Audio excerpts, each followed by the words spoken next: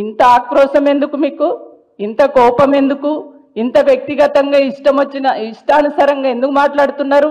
అంటే మాట్లాడాలంటే మేము మాట్లాడలేమా?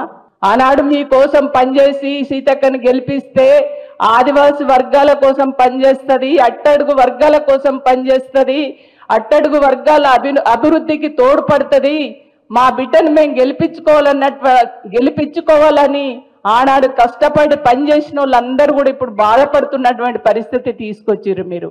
మా కేటీఆర్ గారికి మహిళల పట్ల గౌరవం లేక కాదు, మీకు లేదు గౌరవం.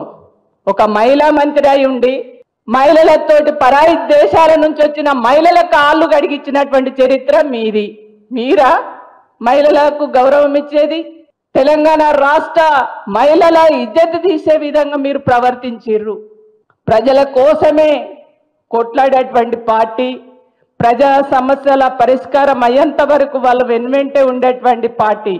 కాబట్టి ఎన్ని రకాల మా కేటీఆర్ గారిని, కేసీఆర్ గారిని ఎన్ని రకాల మీరు ఇబ్బంది పెట్టాలన్నా, ఎన్ని మాటలు తిట్టినా, ఏ చేసినా ప్రజలు గమనిస్తారు. ప్రజలు రేపు రాబో రోజులలో వాటన్నిటికీ ఆ మూల్యము మీరు చెల్లించక తప్పదని చెప్పేసి ఈ సందర్భంగా హెచ్చరిస్తున్నాను.